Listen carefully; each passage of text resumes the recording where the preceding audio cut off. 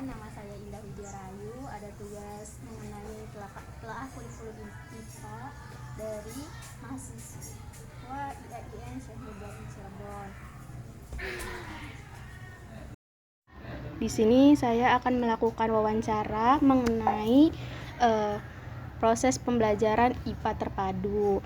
Nah, di sini perkenalkan dulu nama ibu sendiri siapa? Nama saya Yuliani Rismawati. Nama saya Imas Khadijah. Saya Mariatu Sidiki.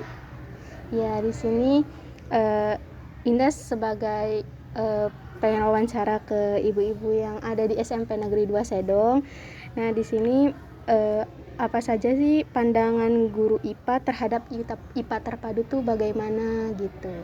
Barangkali dari ibu yang mau menjawab satu-satu, mangga dipersilakan. Nanti saling menambahkan saja ibu ya di sini mah. Ya. Siapa dulu? Bu Yuli dulu. Pandangannya maksudnya gimana? Terhadap pembelajaran IPA terpadu. Iya, terhadap dulu kan dipisah ya. Biologi, fisika, SMP tuh. Pandangannya ya menurut saya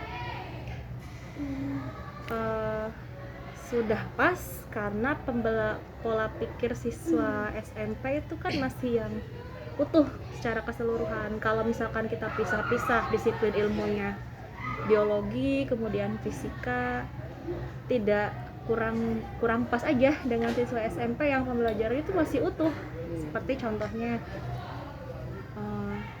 kayak biologinya misalkan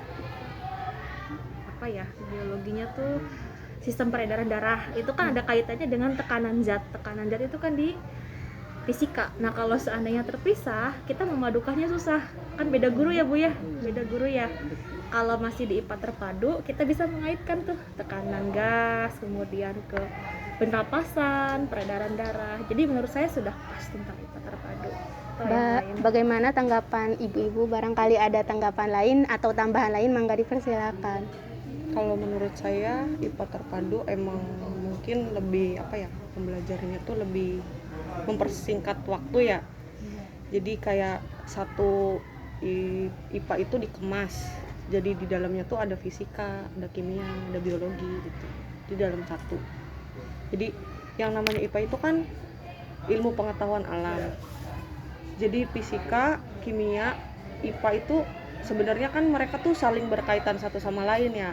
Nah, makanya mungkin diadakannya IPA terpadu ini ya ada hubungannya gitu satu sama lain antara pembelajaran itu. Jadi menurut saya sih lebih mempersingkat waktu untuk belajar. Jadi istilahnya mah kayak dirangkum gitu. Barangkali dari Bu Imas mau menambahkan sedikit ya. Jadi betul kata Ibu Yuli bahwa IPA terpadu itu udah satu kesatuan. Jadi tidak satu kesatuan, jadi dalamnya sudah terkemas gitu. Jadi satu ilmu yang satu dengan yang lain sudah ada hubungan gitu. Itu aja menambahkannya.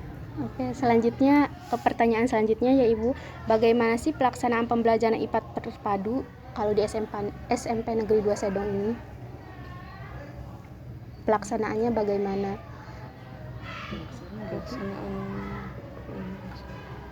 Pelaksanaan pembelajaran IPA terpadu itu Ibu tuh bagaimana gitu kan, beda-beda dari setiap individu kan pasti berbeda-beda gitu pelaksanaannya.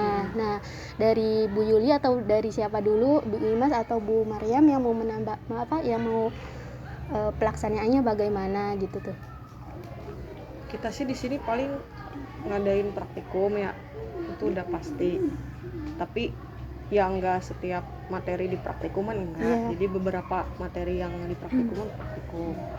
Terus kalau saya sendiri kadang suka menerapkan kayak game, kayak misalkan kuis, tanya jawab.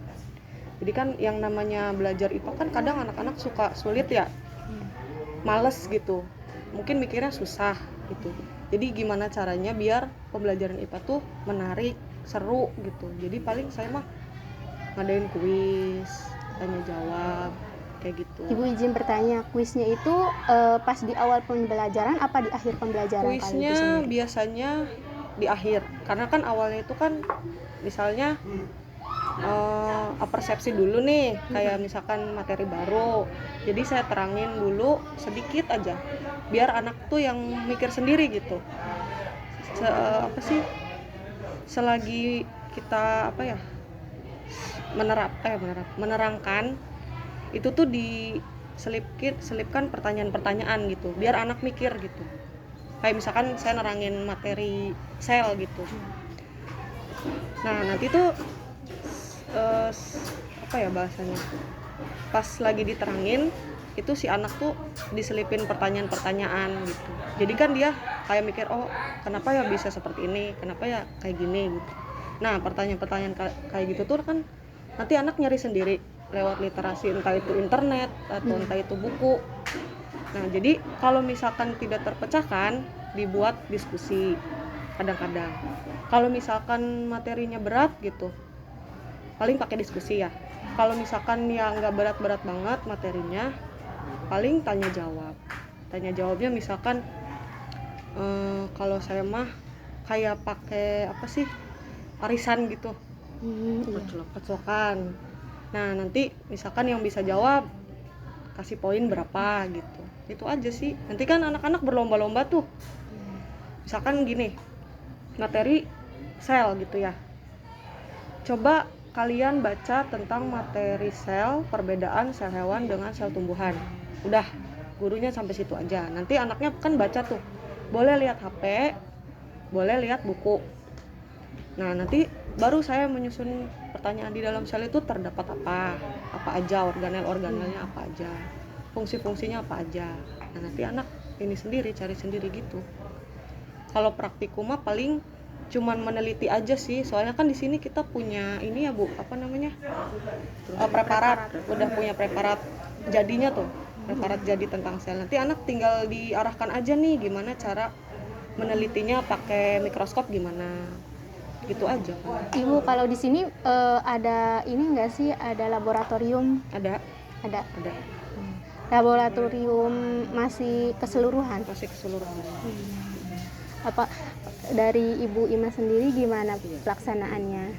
Kalau untuk pelaksanaan pembelajaran IPA sih disesuaikan dengan materi yang kita ajarkan. Misalnya struktur tumbuhan ya kita terjun ke lapangan atau keluar ya, mencari tumbuhan, misalnya mengamati daun, akar, batang, kemudian bunga, buah. Nah itu kan biar persepsi anak itu terbentuk dari dia tidak membaca saja tapi secara visual gitu. Berarti saintifik ya Bu? Iya, lebih ke saintifik. Tapi disesuaikan juga dari materi, iya disesuaikan dengan materi gitu. Paling yang sederhana saja sih. Iya.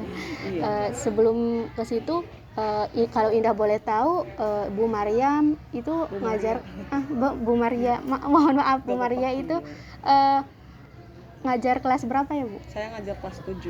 Kelas 7. Kalau Bu Imas? Kelas 8. Kalau Bu Yuli? Kelas 8, kelas 9. Kemudian dari Ibu sendiri pelaksananya gimana? Sebelum lanjut ke pertanyaan selanjutnya, barangkali modelnya ada yang beda atau gimana? Model pelaksanaan ya Iya. intinya sama, ada praktikum, tergantung dari situasi kondisi dan materi juga ya. Apalagi kemarin kan darurat COVID tuh. Iya. Nah, bagaimana cara mengatasi Ibu tuh kan sulit kayak di rumah enggak sih di SMP 2 Sedong tuh, maksudnya belajar di rumah daring gitu? Iya, sulit. Nah, Sulit. Apalagi di sini ya kendalanya anak tidak semua punya HP. Yang punya HP kuotanya. Iya, Tambah lagi pekerjaan orang tuanya juga kan semenjak COVID ada yang kehilangan pekerjaan. Iya. Terus yang biasanya jualan laku segini gitu jadi seberapa gitu. Jadi ya kesulitan selama daring ya begitu. Terus kadang kita nge-share ini nanti lihat video ini. Cuman beberapa orang saja yang menyaksikan video itu, yang lainnya ya cuma di grup ya Bu atau di classroom gitu. Kendalanya itu, terus lagi tidak ada kerjasama dengan orang tua. Tetap sih kalau yang namanya belajar di rumah kan pantauannya 100% sama orang tua. Seperti itu. Kalau misalkan pelaksanaan di sekolah nih alhamdulillah sekarang 100% ya tidak jauh beda dengan Bu Maria, Bu Imas. Iya. Ada kegiatan di kelas dengan berbagai macam metode. Tapi yang paling ini saya sering tuh window shopping. Itu apa, Bu? Window shopping. Jadi nggak saya jelaskan dulu. Saya jelaskan secara umum saja Iya. materinya. Misalkan tentang sistem reproduksi. Oh iya. Dijelaskan aja secara umum. Nanti khususnya mereka ini sendiri bikin kelompok. Nanti silakan cari literasinya, boleh dari buku, boleh dari internet, dari mana saja silakan. Mereka bikin kreasinya itu macam-macam, tergantung kreativitas mereka. Yang jelas kreasi itu nanti mereka pajang kan shopping ya, mereka pajang di tembok, nanti mereka berjualan ilmu. Misalkan gambar organ reproduksi laki-laki, nanti ada pembelinya dari kelompok lain. Pembelinya itu dia mendengarkan penjelasan dari kelompok tersebut, nanti dibeli pakai ini apa, kita bikin kayak bintang atau tanda hati. Kalau mereka suka penjelasannya, pasang gitu. Nanti yang paling kelompok yang paling banyak berarti kan paling menarik Dan si bagus. pembeli dan bagus gitu. Nanti dapat poin, tapi semuanya dapat poin. Terus yang paling ini cuman memang kendalanya ya memakan waktu yang lama. Tapi menarik juga Tapi sih, Bu. menarik. Iya, nanti membuat nggak bosen di kelasnya gitu. Kadang praktek, kadang ceramah, macam-macam sih. tergantung materi ya. Tergantung materi Iya. aja. Selanjutnya, Bu, bagaimana sih cara memadukan IPA dalam pembelajaran? Cara memadukan itu. Nah, kan ada, misalkan tadi kan ada biologi, ada fisika, kimia. Nah, bagaimana sih Ibu biologi di sini? Maksudnya cara memadukannya bagaimana gitu tuh? Memadukannya Kan mungkin antara tiganya. iya, dari fisika, kimia, biologi gitu. iya. Memadukannya gimana ya?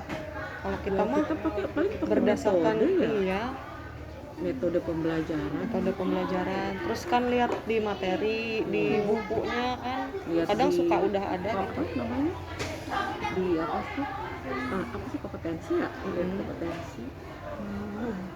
Ibu kan kayak misalkan kan kalau fisika, kimia, terus biologi. Nah, di situ tuh mungkin dipadukan dari praktikumnya gitu. Praktikumnya itu barangkali lebih banyak ke biologi atau misalkan lebih banyak ke fisika atau ke Kimia. kimia gitu barangkali.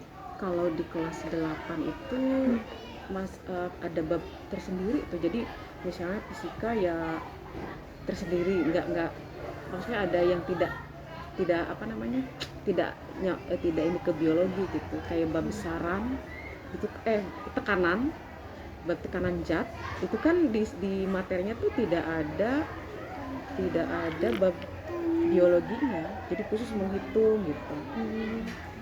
Saya Iya. Mangga, Bu. kalau saya, pengalaman saya, cara memadukannya gini, kita lihat dulu isi materinya itu apa saja, bab 1, 2, 3. Kadang kan ada materi yang harus prasyarat materi 2, materi 1 harus bisa dulu nih. Iya. Tapi ada juga yang tidak satu kesatuan, misalkan contoh yang harus berurutan, misalnya di kelas 8. Kalau menurut saya tuh tekanan, kenapa tekanan zat dulu, setelah tekanan zat itu kan biologi, Bu. Setelah tekanan zat itu sekarang pernapasan.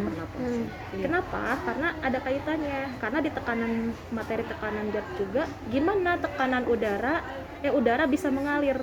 Dari mana? Dari tekanan yang tinggi ke tekanan yang rendah, termasuk ke pernapasan. Udara bisa masuk ke dalam tubuh, itu karena kenapa? Bukan kita menghirup, tapi ada perbedaan tekanan udara di luar dengan tekanan udara di dalam paru-paru. Tekanan udara di luarnya lebih besar dibandingkan tekanan udara di paru-paru saat fase inspirasi. Akibatnya kan udara masuk gitu. Jadi memilah dulu. Kadang saya loncat. Misalkan ini harusnya pelajaran peredaran darah, misalkan ya, peredaran darah. Tapi ada satu materi, baru materi berikutnya misalkan apa gitu. Sedangkan peredaran darah ini kaitannya sama ini. Iya. Jadi kadang saya ini nanti dulu deh. Jadi biar nyambung. Iya gitu kan, itu termasuk IPA terpadu pelaksanaannya, Iya. kayak pengaplikasiannya. Iya, jadi gitu. kadang nggak sesuai buku kalau saya. Misalkan bab 1 ini, bab 2 ini, bab 3 ini. Tapi kalau menurut saya ini tuh nanti nyambungnya sama bab 5. Berarti dari sini ke bab 5 dulu ya. Nanti bab 2, bab 3-nya nanti. Kadang saya suka kayak gitu. Tapi kalau misalkan sudah lihat di silabus apa, oh iya bab 1, bab 2 pas nih. bab 2 ada kaitannya dengan bab 1, berarti ya udah kita ikuti gitu. Selama tidak menyimpang aturan, kalau saya begitu. Oh iya, iya. Barangkali ada tambahan lain dari ibu. kurang lebihnya sama sih. Oh iya. Ya udah kita lanjut ke pertanyaan selanjutnya ya ibu. Contoh pembelajaran IPA terpadu yang diterapkan di SMP Negeri 2 Sedong itu bagaimana bu? Contohnya paling tadi ya praktikum. Ya praktik. Terus kadang-kadang kalau misalkan materinya tentang kita harus apa ya, kayak kelas 8 tuh yang observasi tumbuhan misalnya, datang di kotil, monokotil gitu tuh, paling keluar di lingkungan sekolah aja. Berarti belum kayak observasi, kayak kan kalau ke SMA mah udah kayak misalkan harus penelitian ini keluar gitu, berarti ini mah masih di sekitar masih sekolah. di sekitar lingkungan sekolah. Iya. Ya udah, selanjutnya apa saja sih permasalahan yang dihadapi dalam menerapkan IPA terpadu ini? Permasalahannya paling apa ya? Waktu sih biasanya, kadang kurang waktu, karena kan kita kan lagi pandemi sekarang, jadi waktu kan dikurangi itu, sama paling apa ya, kadang-kadang harus belajar. alat dan bahan kalau misalkan mau praktikum kadang suka kurang, bukan nggak ada ya, kurang gitu, atau misalkan apa sih udah rusak atau gitu, itu sih kendalanya, paling itu aja. Berarti kayak di bagian praktikumnya ya bu, yang Iya. terkendala dari IPA terpadu tuh. Praktikum ya, sama waktu. Emang biasanya berapa jam sih kalau misalkan Umum. pembelajaran ya umumnya? Tuh kalau SMP 40 ya bu, 1 jam 40 menit. 1 jam 40 menit. Total seminggu itu 5 jam 5 pertemuan. Nah setelah pandemi 1 jamnya jadi 20 menit. Jadi 20 menit. 20 menit. Berarti kayak lebihnya banyak banget. Kurang. Setengahnya. Lagi Iya. kebetulan kan kita di sini biologi semua nih. Iya. IPA terpadu kan ada kimia, Iya. ada fisika. Iya. Kadang kita kesulitan juga ada alat fisika. Nah, Gini gimana gitu, Oh, iya. nyari itunya. Tapi ya bukan kendala sebenarnya, kendala. bisa kita lihat dari YouTube gitu. Iya sih. Kendalanya paling kalau nggak ada alatnya. kalau nggak ada Kalau atau praktikum. kurang gitu. Kalau dari siswanya tadi kata Bu Imas, motivasi belajarnya ya begitu. Siswa di sini itu ya tahu sendirilah alumni ya, lebih ke non akademik prestasinya. Oh iya. Iya. Nah, bagaimana sih ibu-ibu di sini? Katanya kan siswa-siswanya pada kurangnya dalam akademiknya. Nah, bagaimana sih cara mengatasi? Maksudnya tuh udah ada tindakan lebih lanjut hingga mengenai hal seperti ini gitu. Kayak yang tadi disebutkan, kayak kendala anak susah belajar lah gitu. Yang bisa kita lakukan, saya misalkan sebagai guru mapel ya, Iya. tetap di awal tuh kasih motivasi, itu nggak bosan. Kasih motivasi, kita kasih masukan, kemudian pembelajarannya lebih bervariatif, jadi agar mereka tidak jenuh, tidak bosan. Apalagi sekarang lagi dikejar-kejarkan merdeka belajar. Iya, nah. Sekarang di sini maksudnya tuh sudah menggunakan Merdeka Belajar belum sih, Bu? Masih mengadaptasi ya, belum semuanya, belum semuanya. Tapi ya perlahan-lahan lah. Katanya pernah dengar sih, maksudnya sedikit katanya kalau kurikulum Merdeka itu lebih praktis gitu tuh, kayak tidak menekan siswa untuk harus gini gitu, jadi tuh membebaskan siswa gitu. Bener nggak Bu sih? Membebaskan. Kayak membebaskan dalam bentuk kamu tuh harus gini loh, enggak, tapi kayak lebih dibebaskan dan gurunya juga enggak terlalu berat katanya gitu. Apakah betul seperti itu Bu? Apa gimana tanggapannya? Yang saya tahu ya, setahu saya nih, mau koreksi kalau salah. Jadi merdeka belajar itu bagaimana cara kita membuat siswa kita itu belajar versi mereka. Iya. Ya, Heeh. termasuk saya juga. Saya mungkin di eksak oke lah, tapi pelajaran lain belum tentu, dan kita nggak boleh memaksakan itu gitu. Ada yang gaya belajarnya kinestetik, ada yang gaya belajarnya visual, ada yang audio ya. Nah mungkin maksud konsep merdeka belajar itu kalau yang audio kita nggak bisa paksakan mereka kinestetik gitu. Jadi gimana caranya memilih metode yang sesuai. Kalau dari cakupan materi ya kita nggak bisa nawar ya, so, kan materinya harus ini ya harus, cuman cara belajarnya anak yang biasanya diem tapi begitu praktikum dia semangat, berarti kan kinestetik Iya benar. gitu kalau kata saya, nggak tahu yang lainnya. Iya, barangkali ada Sama. tambahan. Sama. Ya udah Bu, terima kasih ya atas ketersediaannya. Makasih banyak. Senang ketemu sama guru-guru hebat, masya Allah, luar biasa Amin. ilmunya gitu. Semoga Indah juga bisa seperti ibu-ibu di sini. Minta doanya ya Ibu. Sekian dari Indah.